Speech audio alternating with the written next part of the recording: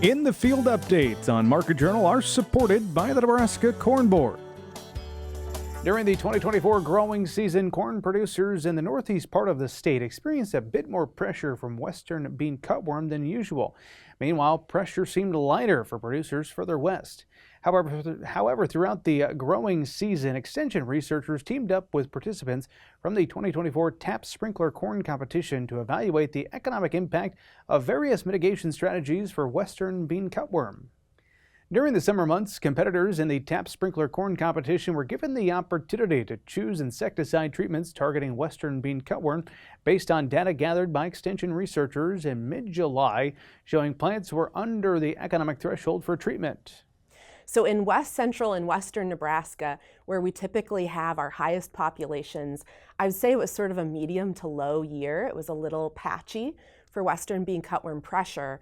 But the thing that surprised us this year is we saw higher numbers further east, especially in the northeast part of the state. So they don't always experience economic levels of Western Bean Cutworm in the northeast part of the state, but quite a few areas did this year and all the way into western Iowa. So we've really appreciated that our entomology program in North Platte has been able to collaborate together with the TAPS team to do an insecticide management decision on that TAPS competition. So we do scout the fields for Western Bean Cutworm, and we provide scouting data to the competitors, and then they were able to choose between not applying or one of 3 different insecticides. And then we followed up by looking at the ears of the corn plants and measuring how much feeding damage had occurred in the sprayed and unsprayed parts of those plots. So we were really able to look at how effective were those different insecticide treatments and even go all the way through and calculate any type of economic benefit that participants got from spraying. Well, this year was an interesting year to do this test. We actually were not above economic threshold with our scouting. So we had 4% of the plants infested with egg masses or larvae, and we recommend between 5 to 8% as the threshold.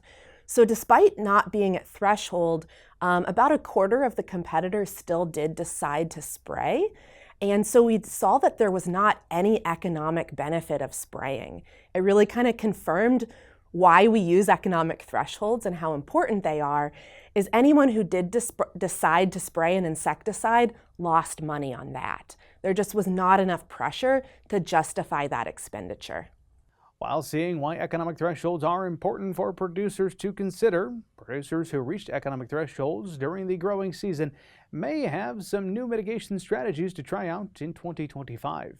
Yeah, so one of the things that we found in our research is that using some of the insecticides, if you are above that economic threshold, using some of the insecticides that are less toxic to natural enemies, such as lady beetles, can be very beneficial. So these would be things like chlorantraniliprole or indoxacarb products. They are less harmful to lady beetles and other natural enemies, and then those good guys come in and can eat the egg masses and eat the little caterpillars as they're hatching out and really help provide some benefit for you there and some extra control. Of course, scouting is always going to be important. I think with this year, seeing populations of Western Bean Cutworm across a greater part of the state emphasizes that importance of scouting again as well. Also, this time of year, folks are purchasing their seed for next year. So that's really important to think about which GMO traits you're purchasing in your hybrid. So right now there's just one protein, the VIP3A protein, that is effective against Western Bean Cutworm. So really talk with your seed dealer and look for that VIP protein and see if you can get that in your hybrid, and then you'll have really good GMO protection against Western Bean Cutworm.